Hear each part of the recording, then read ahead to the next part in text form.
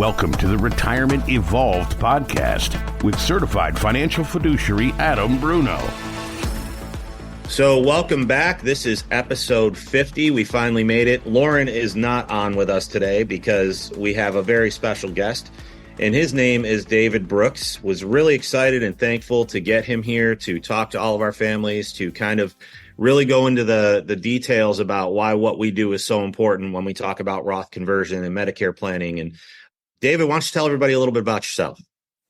So David Brooks here. I am a financial advisor and planner, 26 years in the business, and was a Floridian for a long, long time. Actually started my career in downtown Orlando at Payne Weber, one of the old wirehouses that does no longer exist. That was back in the 1990s. So putting some age on me here. In fact, by the way, Adam, I just, in preparation for this, I went back and watched several episodes of your podcast. And you mentioned in one, you were born in like 1981, like when I'm going into high school and I'm just like, son of a. We look the same age, though, David. I dyed the beard. You don't have as much gray in the beard as I do, right? So I just discovered just for men. My 3-year-old son, my wife asked him what color Daddy's hair was, and he said white. So I figured it was time. So I want to do a full disclosure. I did used to use that product, but it started to turn my skin, and I just let it go. And of course, I just for this business, it's probably good if I look older. So I just let it roll. And now it's that natural gray everywhere, right? That's right. But anyway, yeah. So I've been in this business a long time, but I've kind of become known as the guy to talk taxes with, right? And so I've been blessed to train. We're approaching about 500 advisors I've now trained in my career on the importance of taxation and taxation planning, proper distribution planning, and understanding how your clients, these folks that have been doing everything they've told to do right to save up for retirement, but we've all done it wrong if we just followed the herd. And by the way, I love the book title, You've Been Lied To. That is so great, your book, because that's exactly right. You've been told this myth that you're going to be in a lower tax bracket when you retire, when that's 4% of the people I talk to, that's true. And those are not our typical clients, because the reason they go to a lower tax bracket is, unfortunately, they don't have anything. They haven't saved anything, or they have very little saved for retirement. But people have done the hard work, made the self-sacrifices, saved their nest egg up. And it's very common today. I remember when I was a kid, $1 million is a big number. But today, there was just a study put out by Morningstar. The average American realizes they need 1.46 million to have a retirement. Now, that number is higher or lower depending where you live, and that's not going to suffice if you're living in San Francisco or something. But I'm in the Midwest. That's a realistic number that a lot of our clients are going to be fine with. But we call it Midwest millionaires. My clients out here in the Midwest, I live in Nebraska for those listening on Adam's side of this podcast. So I'm out in the Midwest. People, blue collar, work hard, work their whole lives. We deal with white collar, blue collar, grind, save, pay off their debts. My clients walk in, they don't have any debt, or they have very little debt left to their name. Where now my practice was in Florida prior. So I had offices over in Vero Beach on the other coast and up in Melbourne, Florida for years. And, my son still lives there. I own a lot of real estate in Florida, have a lot of family in Florida. We love Florida, but we moved out here 7 years ago and started over. But clients in Florida that I dealt with on a regular basis, especially in Vero Beach, very high account values, high net worth, but just as high a debt. They would walk in with $4 million saved for retirement, but have $2.7 million in debt. So their net worth was really only $1.3 million, about the same thing we see here, except here they just come in with the assets without all the debt. And so one of the things I always talk about is people need to understand, just because you have money in your account doesn't mean you have it. And so you have to manage both sides of the balance sheet, assets and liabilities. But if you're blessed to have gotten rid of the debt, Adam, then the problem is, do you have a secret partner in your accounts, right? We're business owners, and I joke about it all the time. The value of a business grows, and I've started over 40 businesses in my career. I'm a serial entrepreneur. I was in the restaurant industry in Central Florida years and years ago. This is going back 80s and 90s, and a very tough business, by the way. But we grew that very successful. It was a multi-million-dollar operation back in the 90s, and was very successful as a young man. But through personal pain on the taxes and the liabilities and things that I was not prepared for, not coached on, not told by my advisory teams, the accountant and the financial advisor. I was just getting a guy helping me make trades, was my financial guy, just in this what it was. I paid him commission to buy and sell stuff. And my accountant just told me what I did, gave me a history lesson in numbers of stuff in the past. And so I've gone through some personal pain, which is how it got me to become so passionate about taxation and understanding it's the number one expense that our clients are going to face in retirement. Number one. Number two, by the way, is healthcare, Adam. And most financial advisors don't do holistic planning. They just, hey, I got some great investment ideas for you. That is not financial planning. That is investment management. And that is one piece. So, one of the things I always joke about when clients like, well, I bill my guy at, Merrill or Morgan or whoever, and nothing against these firms. The guys mean well, but they typically, the guy or gal that they're working with has just been helping them with the investments. And that's it. And I'm like, well, let me ask you a question. How'd you get comfortable paying a full fee when you're getting one of 5 areas covered with this person? That's always the problem. That's the problem. We tell everybody there's nothing wrong with a fee, essentially, right? Everybody has to be compensated, but we're a for-profit organization. Let's be clear, right? And everything we couldn't operate. And I can't take care of my employees, which I have over 3 dozen now, and I'm a lot of responsibility. So we will operate on a profit margin, and any business should. And so anyone that thinks that you should work for free, next. Right. I think the big issue with us when we talk about a fee, and we tell this to every family we sit down with, our job in our industry, and by the way, we've talked about this before. I hate the term financial advisor. I prefer to say private wealth manager. You and I have had these conversations, but when we talk about our business, especially with the stigma that's around it, because a lot of people end up with a Merrill, a Morgan, a retail organization, and they're a little more limited. The problem with all of that is we need to be able to provide 10 times the value of the fee that we're charging just to make up for a lot of the mistakes that all of these other families might have seen, right? And it's interesting because you talk about the importance of the Medicare planning. And I was wondering, I wanted to pick your brain about this. We've got a lot of families that become concerned about the Medicare surcharge, right? And my way of explaining that to them is Medicare surcharges. If you go over that income limit, which this year is $206,000, right? For a married couple, if you go over that income limit, you might pay more for your Medicare, especially if you're doing a Roth conversion. But the reality is the Medicare surcharges have not gone down every year. They continue to rise. And something you said that was really interesting is they rise at 7% per year. You want to talk about that just a little bit? Yeah. So B and D, if you go back history since they've been implemented, all right, and we got over 60 years of data now on this. So one of them rises, and forgive me if I'm backwards here, so I'm fair, but one rises at about 7.3% and one at 6.48%. So the average of those two together is about 6.9% inflation on those penalties. So last year was 5.9% for Medicare B. That was the jump that you paid, right? So we went from like $164 to $174.10 or whatever it is this year for your standard payment. And then what we have to get people to understand is exactly there's 5 lines in the sand. You go past that, as you mentioned, the 206 range for a married couple, half that if you're single. Now you're going to add on $80 a month in penalties. These are taxes. That's 2 taxes. And so one of the things I always talk about, depending on what state you live in, you could pay 8 or 9 taxes on one distribution from your IRA if you bless to save up. And so I always tell people, if you've got $1 million in your IRA and you're age 62, you have a major IRMA problem no one's told you about, period. And It's only going to get bigger. Now, here's the thing, and Adam, this is one of the things you and I, before we started the podcast, they were talking about. We do these trainings for advisors on this very topic, and you're probably going to head out here in a few months to get some of this stuff. But if you have, like we just had somebody in here, they have $3.8 million in their IRA, they're 66, plan on working another 2 years, as a lot of folks. And by the way, one of your podcasts, you're like me. I don't think I ever want to retire, because what would you do if you retirement is doing what you want to do when you want to do it. So I still want to do this. So amen, brother. I have more money it's exactly right. Work. So, but if people have been blessed to save that kind of money up in the wrong account, that qualified bucket, 401k, 403b, 457 IRA, whatever it is, it's yet to be taxed, and you keep pushing it out to RMD, required minimum distribution age, which is now, if you're born in 1960 or later, it goes all the way to 75. And people think, oh, this is great news. No, it's not.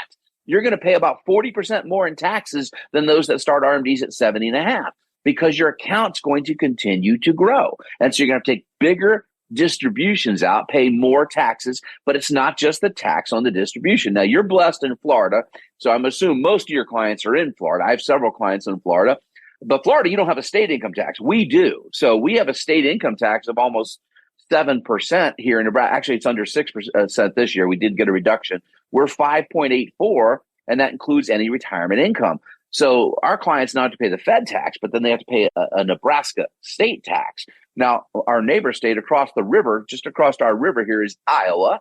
And so we have a ton of clients in Iowa, and Iowa does not tax retirement distribution. So big advantage if you live across the river. That's 6% savings on those distributions or Roth conversions. So we help clients understand where they live, geography, the taxation of each state they live in. We have a lot of snowbird clients, et cetera.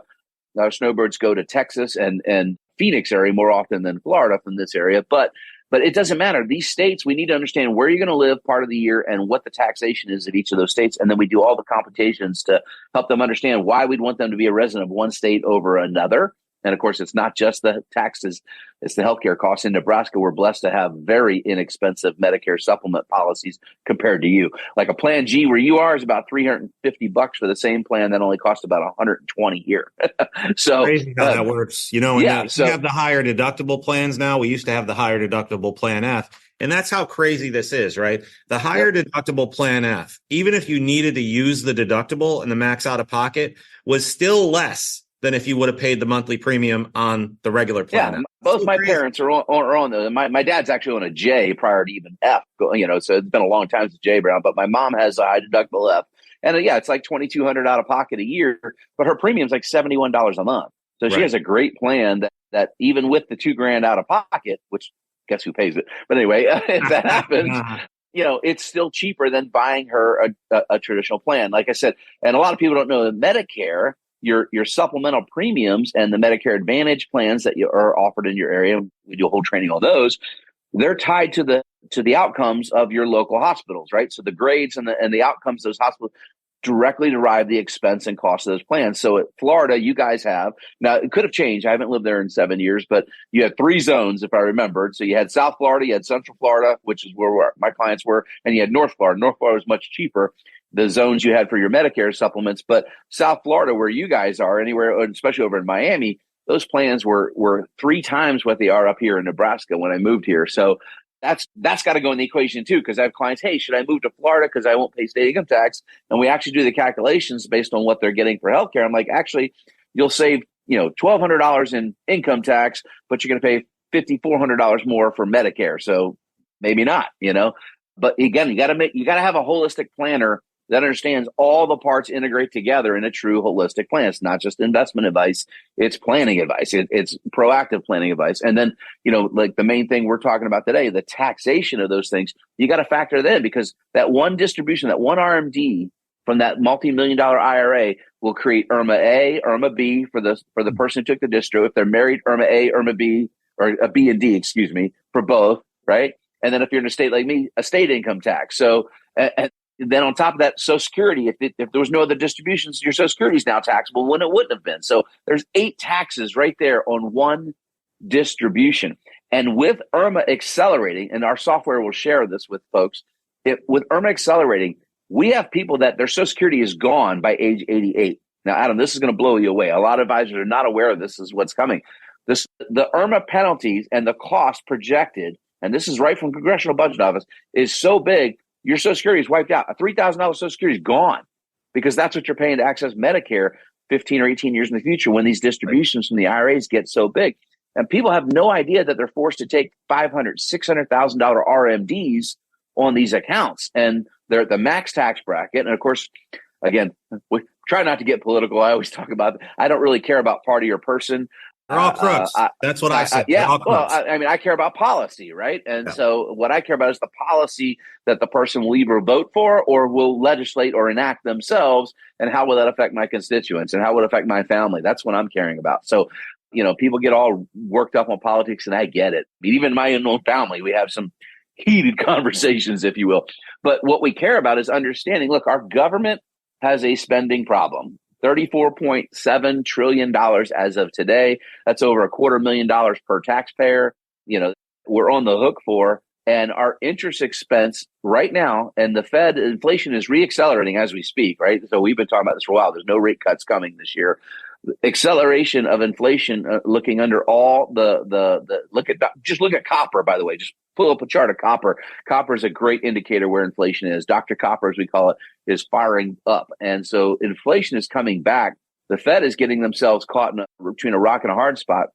And we could end up in 1980s version where we had inflation come down and then they didn't finish it off. And then it went back and we had to take Paul Volcker took interest rates all the way up to almost 20%. People forget this and how high they can go to get that genie back in the bottle. Well, with our government funding debt, they have to fund $8 trillion in the next 12 months. They have to refinance that plus new debt they're bringing out at these higher rates. And if rates go even higher, and the market is saying BS to the Fed's mantra, oh, we're going to soften rates. Well, if that were true, the market would be pricing lower yields, and they're not. The 10-year is still up close to 4.5%. And so we have to refinance this debt at our current rate, Adam, just with what Janet Yellen has said she will finance this year with no additional spending, no recession, no new good stuff going to Ukraine. We are going to spend $1.3 trillion on interest alone.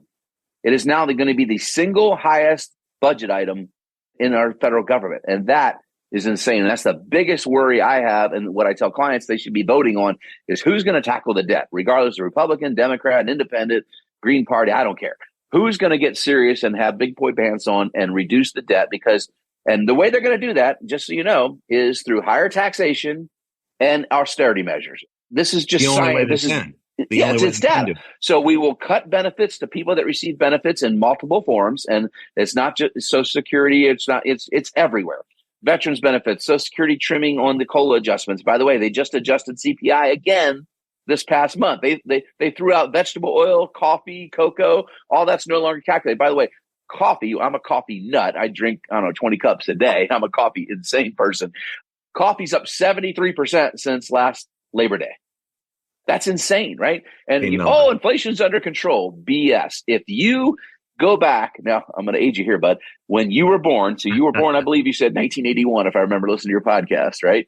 That was last year. That was the last year. The year I was born, we had 3 prior years before that, a double-digit inflation, and it finally went down the year I was born. Well, here's the thing, though. The way that we calculated inflation the year you were born, if you use that exact same formula today, inflation, you ready for this? 18.3% last 12 months. You see, they keep changing how they create the calculation so that they can make you think the number is lower. Now, why might they be incentivized to do that? Well, all military pay raises, Social Security raises, Medicare, all these things are tied to these COLA adjustments. And so if they can suppress that number, that's less money they would spend on said benefits, right? Or Social Security COLA raises, et cetera. So there is a major incentive to suppress what inflation is being reported as. And so, even with the suppression that they're doing, we're seeing reacceleration inflation. And now we do a lot of modeling in our office. We do a lot of analysis.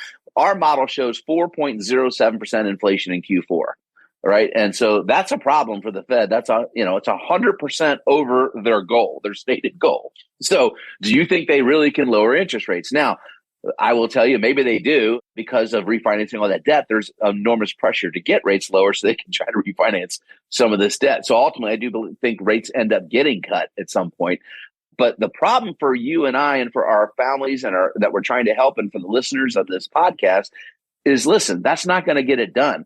They have to go get assets, and they're going to get them in a couple of ways. And like I said, through trimming benefits and across the board, governments will have to cut, what they're spending, and then higher taxation. And who are they going to tax? Well, I wish they tax everybody. Fair would be fair. Who has the money? My tax. Well, I'm saying just if you want to raise my tax rate 3%, right, from 37 to 40, fine. Take the person that's at 0 and take them to 3%, right? Let's make it a fair move so we can get. But this nonsense that we're only going to tax the top 10% or so, tax the rich. This mantra, you can confiscate the wealth of every billionaire in the United States, and there's less than 1,000 of them, just so you know. Well, I don't know, NVIDIA's earnings report, maybe there's more than 1,000 as of this week, right? But there's about 1,000 billionaires in the United States. If you confiscate 100% of their wealth, Warren Buffett's just down the street, just take it all, you can run the government for less than 180 days.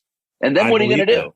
Yeah. Right. And so, people need to understand is capitalism, while not perfect, And, I have a 28-year-old who lives in Florida, argues with me on certain things. And let's just face it, younger Oh, generations. you have one of those too. You have one of those too. Yeah. I do as Well, well. yeah, no, I mean, and he's coming of age, paying his own way. He actually graduated college last year. He took a while to get there, but he works in radiology. He works in a hospital in Florida. He's got a great career. He's really enjoying it.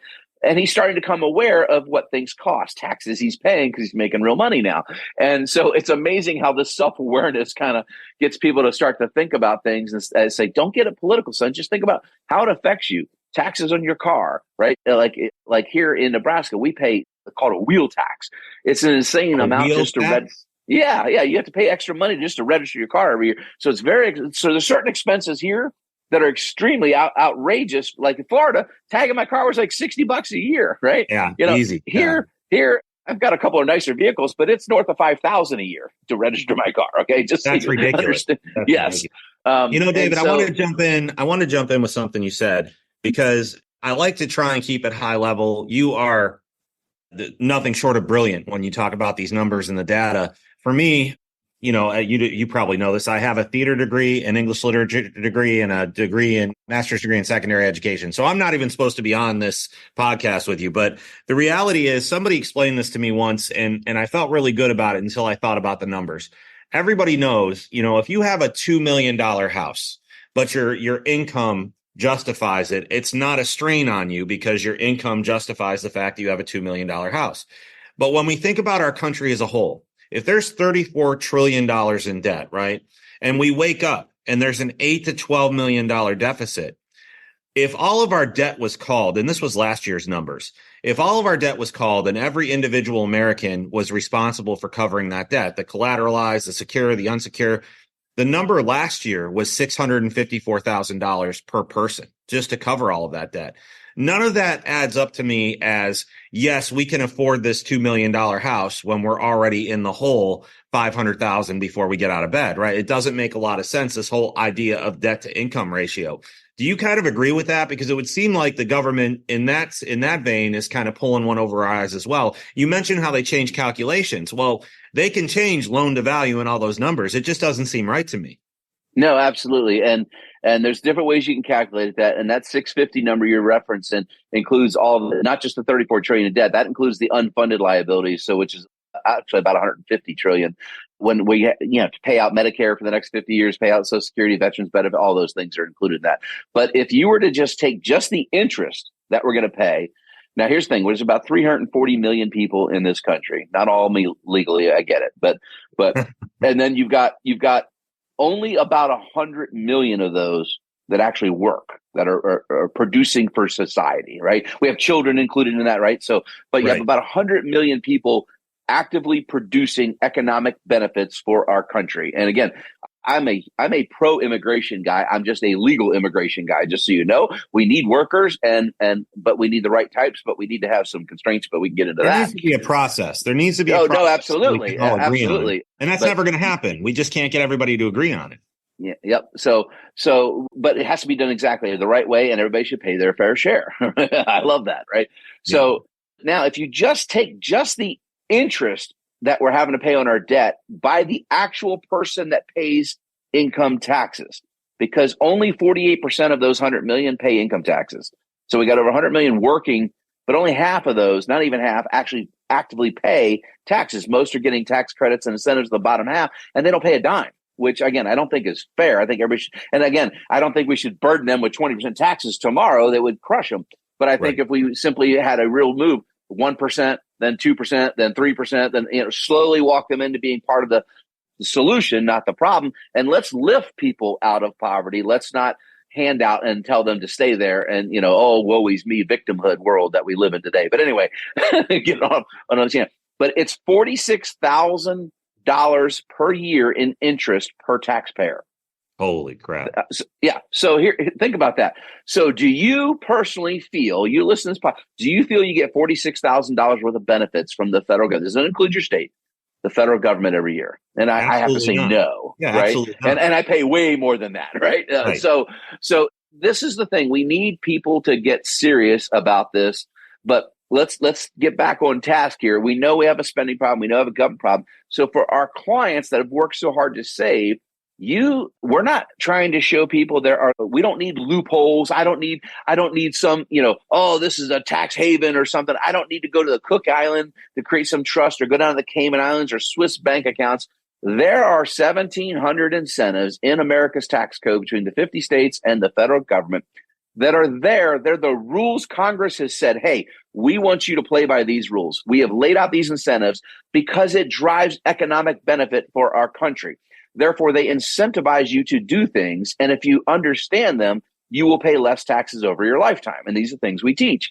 And so Roth conversion, one of the hottest tax strategies out there, right now you have a guaranteed discount that we don't always have. Now, Roth conversions work even without this, and I can prove that by math. But right now, tax rates are lower until January 1st, 2026.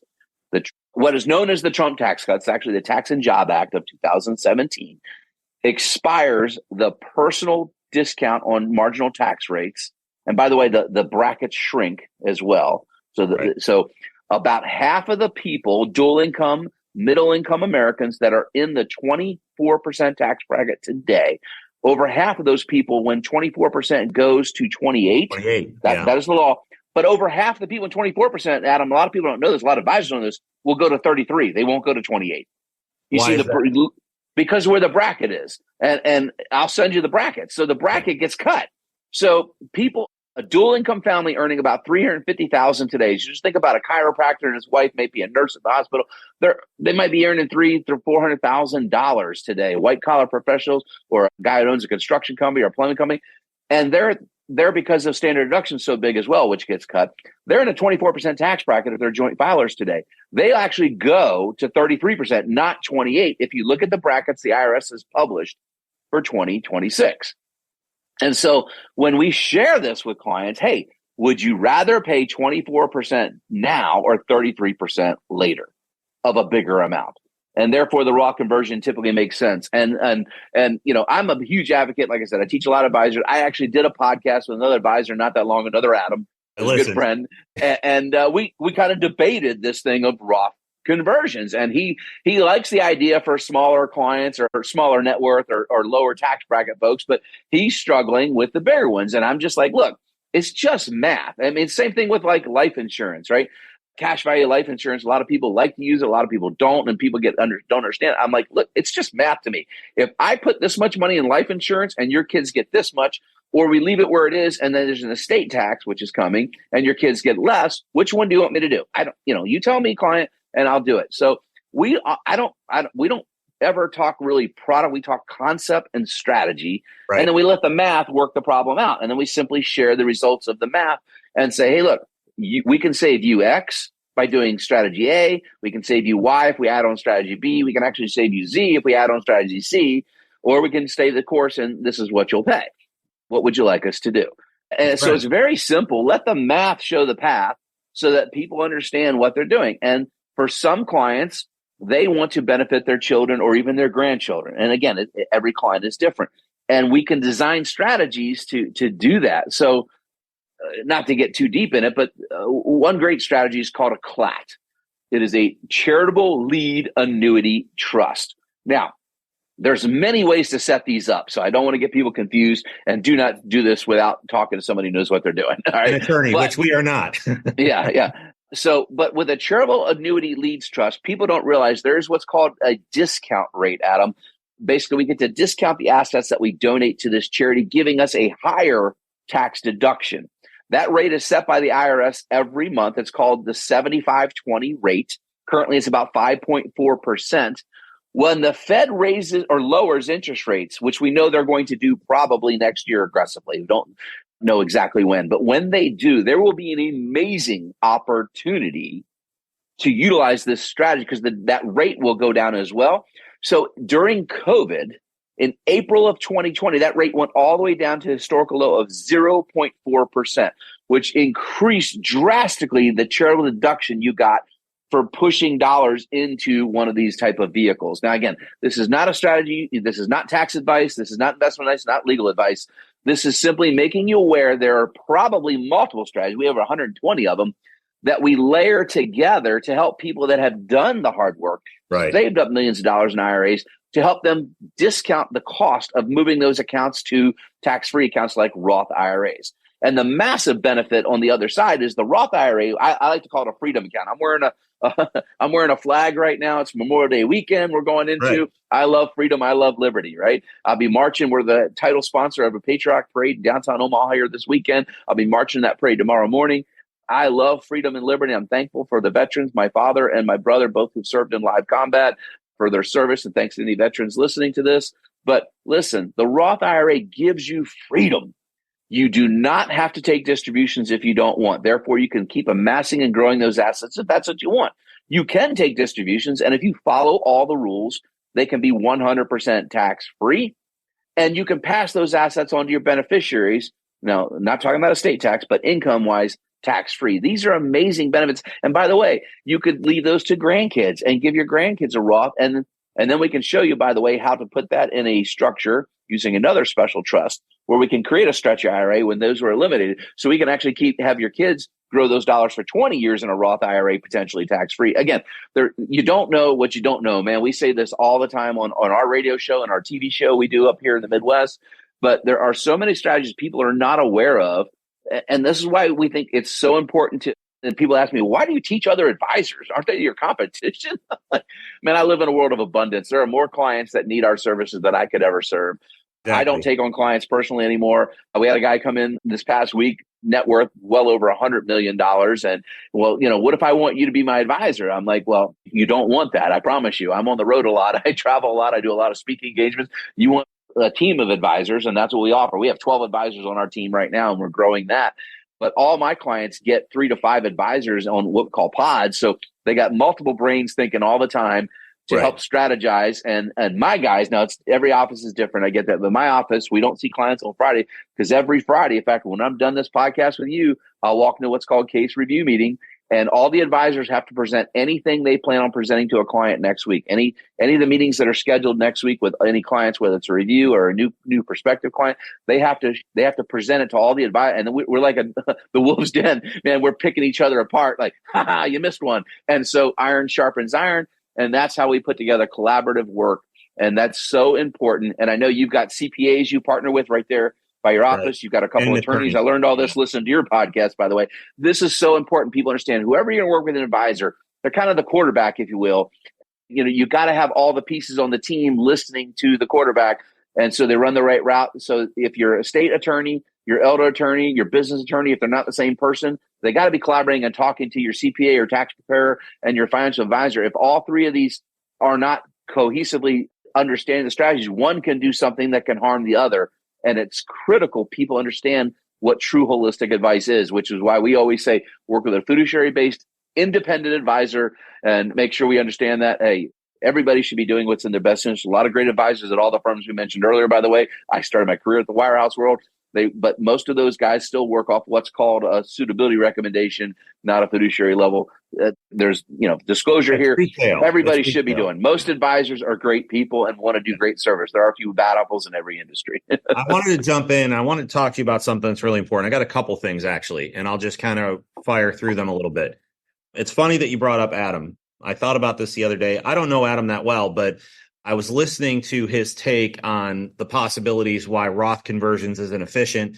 And of course, some of those factors were missing: Medicare surcharges, future estate tax, which is going down to, when it sunsets, it's $6 million per person. Now it's $12 million, right? So my thought on this, I sat down with a family that had about $23.8 million about 2 weeks ago. And one of the reasons they came in is they went to one of the classes that I was doing here at one of the libraries. And they said, we just did a $3.8 million Roth conversion all at once. And now we're not sure that was the best thing to do. So on that $3.8 million, they paid $680,000. And they were already well above that Medicare rate. They were in that, that third tier of Medicare surcharges. The way that I explained it, and correct me if I'm wrong, you might have had some other feedback.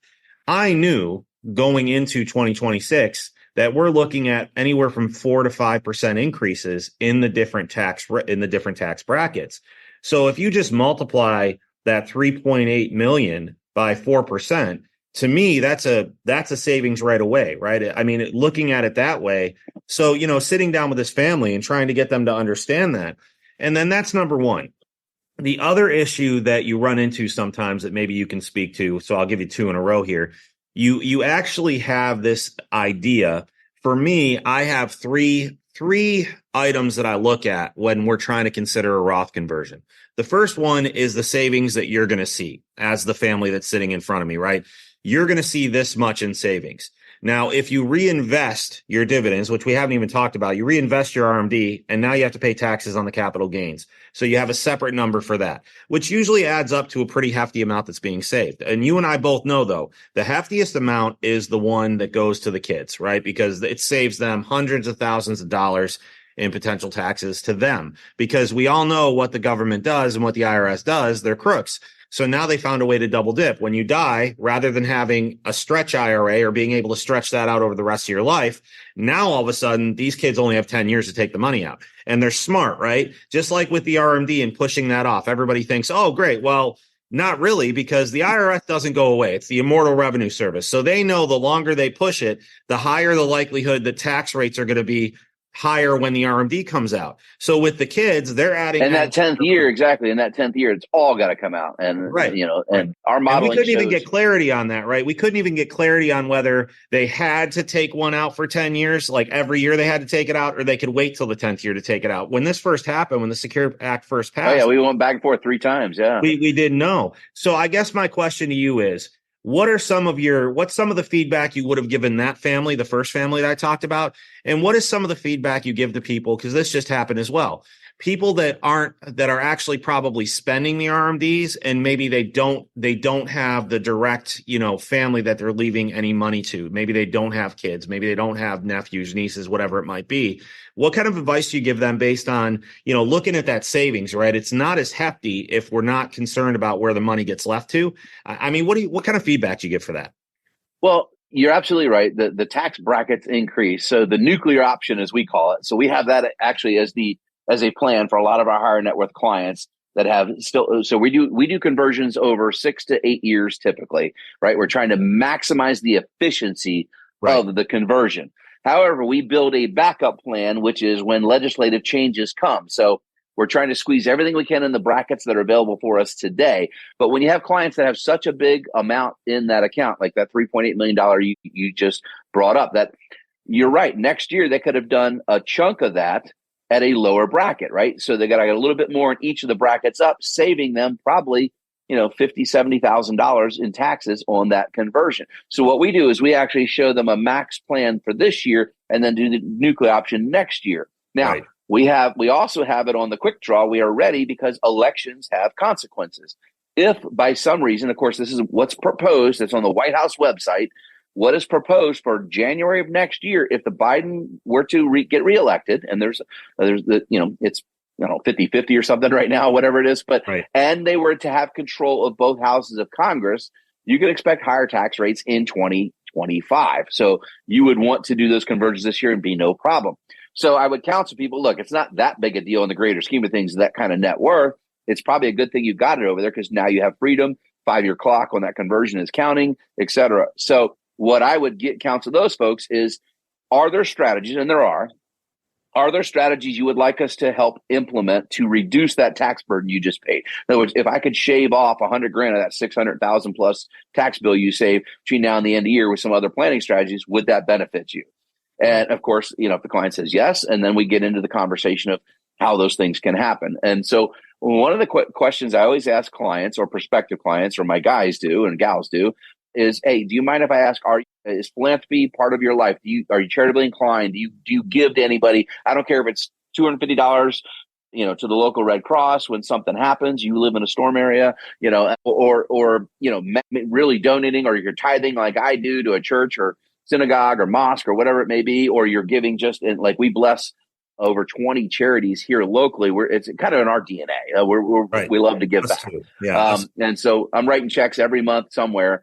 And I love doing that. I mean, yesterday I actually had breakfast with the guy who runs a charity. He's like, you cannot imagine what your donations alone. I was his first donor when they started this charity a couple of years ago, and we now give them a decent check every month to support their operate. He goes, and it's with law enforcement. And my dad's a retired cop, so We support this. It's basically Hold the Line. It works for law enforcement here locally. It's awesome. They're going national. But anyway, if clients are charitably inclined, then we can immediately go to work with a couple of simple strategies that you're probably already aware of, like donor advised funds, things like that.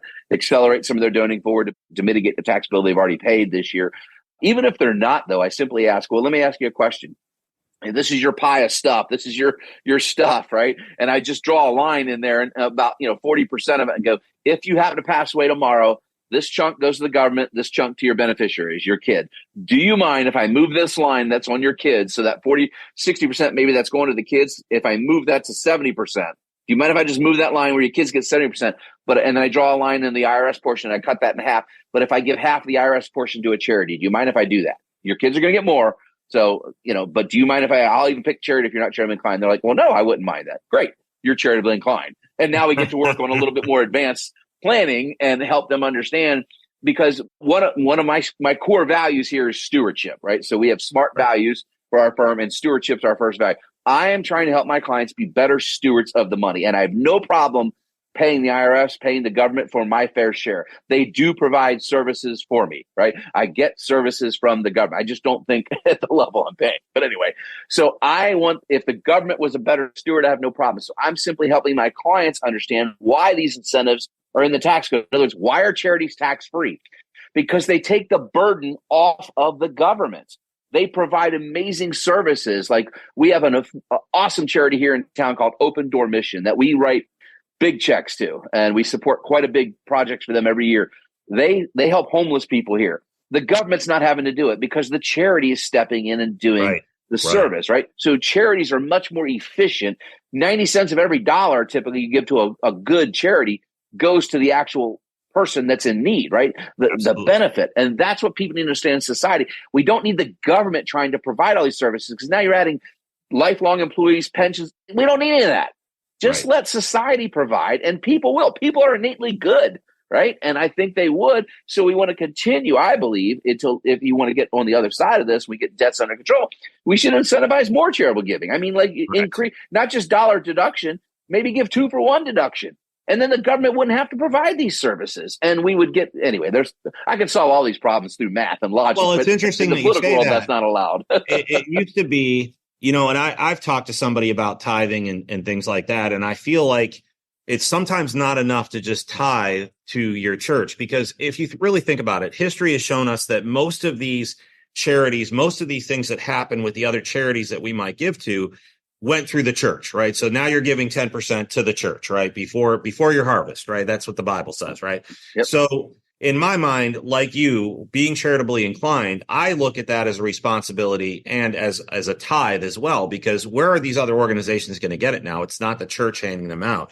Something else that's interesting about this whole thing, and I don't know how you counsel people, but normally when we're in this situation where we've got these multimillionaires, where we're trying to create these tax sheltered strategies, right? The big problem that I run into, and this is, again, me at a high level, which is why I love talking to you, because you can be somebody at that high level, but one of your real strengths is being in the weeds and knowing these strategies.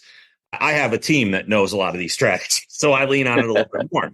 But the reality is, what my feeling is, when it comes down to the super affluent, the multi-million dollar families, it's all under the same issue that they have. They don't spend any money. They've been institutionalized, and I use the word institutionalized, and I don't mean it to be an antagonistic term, but if you think about a prisoner who's been in jail for 30 years, I think of Red from Shawshank Redemption. Can't squeeze a drop unless the guard tells me so. That's right. So now, 30 years later, you put them back out into society, and where do a majority of them end up? Back in prison again, because it's just too much.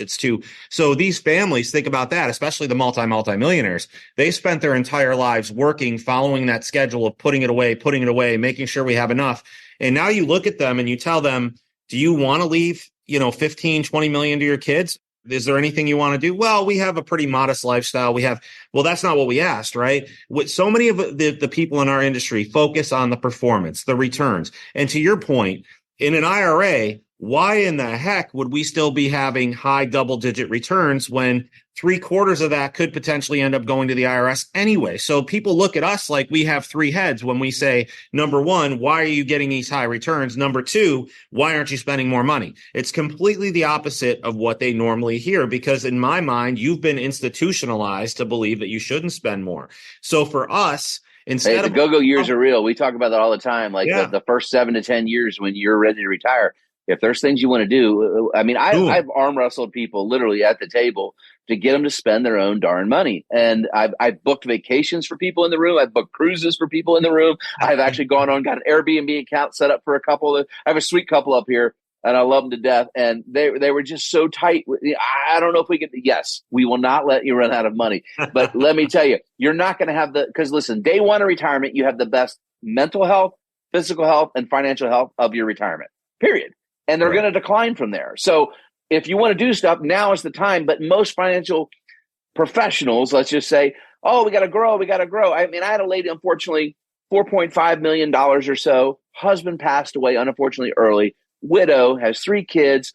All the kids are doing fine. They all have advanced degrees. They're all making hundreds of thousands a year. And she's just like, and her advisor, which is one of the big wire, would not let her take any money out. She's like, I want to take a trip. He goes, I don't think you should. We got to be careful. And I showed her simple math and income plan. I was like, I can give you $250,000 a year, and you can live to 110. I can't run you out of money. Can't do it. Right. And so, especially with treasuries, I mean, guaranteed return from the federal government at 5% on some things. Yeah. And so she was crying when I told her it was okay to spend money. And not only that, she was able to take not only herself on a trip, 2 girlfriends that were not as fortunate financially, and pay for it. And she was like, I say, do it. Bless them. And she's like, I can't believe I was able to do that. And so now every year she comes in with pictures of her trips, and it's just gives me the biggest hug. And I don't have any clients that I just pop into conference rooms now. I don't have any clients really on my own anymore. I just can't. But I pop into as many meetings as I can each day. And the hugs that we get when we let people know, to your point, Adam, listen, you got to stop what you've been taught. Let me show you. We will not let you run away, and we'll give the money to your kids that you want them to get. But I mean, my net worth is skyrocketed, and I never thought I'd have this kind of net worth. I mean, let's face it. And so my estate plan right now, it doesn't go to my kids. It goes to charities, the bulk of it. My kids will get enough. And then Warren Buffett has a great quote. I'm paraphrasing here, but I want to give my kids, when he announced he's giving his whole fortune away, I want to give enough to my kids that they can succeed in life, but nothing more. You know what I mean? They don't need all the money. You want to give them enough to do something, but not enough to do nothing, right? That's right. So I'd rather give my money and be a good steward to charities, et cetera. And as my kids mature, I may give them more. Every year I review it and my net worth and all that. So anyway, but yeah, you just got to be focused. You got to be planning, and you got to work with competent professionals who are proactive in nature.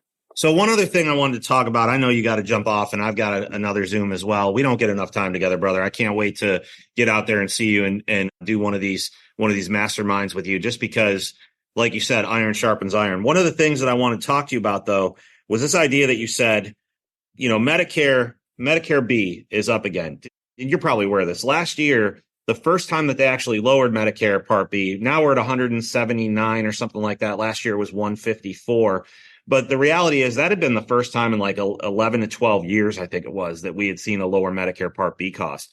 But the interesting thing about the inflationary aspect of the surcharges continue to increase, the 110-year average in inflation in this country is 3.27%. We can argue all day about that, and not you and I can't argue, but people can argue with us about that. But we know that does not include gas or food in that equation most of the time. Yeah. Right. So the idea here is the Medicare, they've set everything up perfectly. They've pushed back the RMD age. They've pushed the Medicare surcharges up. And what people don't realize is that's a very powerful number, that's 6 to 7%, because that is double the rate of inflation in our country. So, you're losing automatically. That's what I need people to understand. Your Medicare costs double every 9.5 years.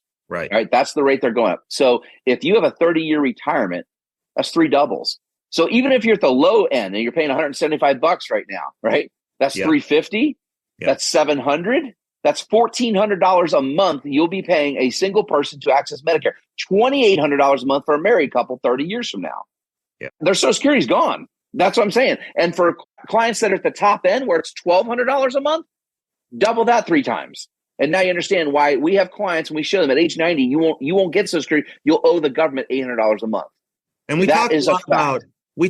about SSA 44, and the 8 qualifying life events that they can have to fill out this form. It's just amazing to me, and you know this already. That first year that they're retired, they look back 2 years at their income, right? The Social Security Administration. They get away with robbery every year because retirement is a qualifying life event. So all of these families for that first year of retirement that are paying double or triple for their Medicare Part B, they Don't know should they can not be file. paying Yep. that, right? I mean, it's robbery. That's what it equates to. They should not have to pay it, and they do. So where does all that money go? It just feels like the only people that are attacked in this country are the retirees that did really well. And by the way, the interesting part to me is those are most of the ones that are going out and voting. And they don't even realize it. They don't even realize these things are happening. So, Well, and again, that's why you got to be proactive in your planning, understand the things you don't know. So, yeah, look, we got to jump out of here, man. yeah, This has me been too. fun. Yep. We'll try to do it again in the future here. And congratulations on your 50th episode on your Thank you. podcast, bro. That's a nice There was mile only marker, one man. person I wanted on it with me. I dropped a hint last week. I said, God, I hope he can do it. But we can't thank you enough. I'm sure our families enjoyed this as well. And obviously, always here for you. Not that you need me, but always here for you if you have anything to bounce off. Just really appreciate you being here, brother. Nothing but the best for you, and God bless you. All right, bro. Have a great Take Memorial care. Day weekend. You too. Investment advisory services are offered through Evolution Wealth Management Incorporated, an investment advisor registered with the state of Florida. Registration does not imply any level of skill or training. Evolution Wealth Management's unique CRD number is 307644. You can obtain a copy of Evolution Wealth Management's firm brochure, Form ADV Part 2A, free of charge by visiting advisorinfo.sec.gov. Evolution Wealth Management offers investment advisory services only, where it is appropriately registered or exempt from registration, and only after clients have entered into an investment advisory agreement confirming the terms of engagement and have been provided a copy of the firm's ADV Part 2A. Insurance services are provided by Evolution Retirement Services. Any guarantees mentioned are backed by the financial strength and claims paying ability of the issuing insurance company and may be subject to restrictions, limitations, or early withdrawal fees, which vary by the issuer. They do not refer in any way to securities or investment advisory products. You should consider the charges, risks, expense, and investment objectives carefully before entering a contract. This material has been prepared for informational purposes only and should not be construed as a solicitation to affect or attempt to affect either transactions in securities or the rendering of personalized investment advice. This material is not intended to provide and should not be relied on for tax, legal, accounting, or other financial advice. Evolution Wealth Management and Evolution Retirement Services do not provide tax, legal, or accounting advice. You should consult your own tax, legal, and accounting advisors before engaging in any transaction. Evolution Wealth Management and Evolution Retirement Services are affiliated entities.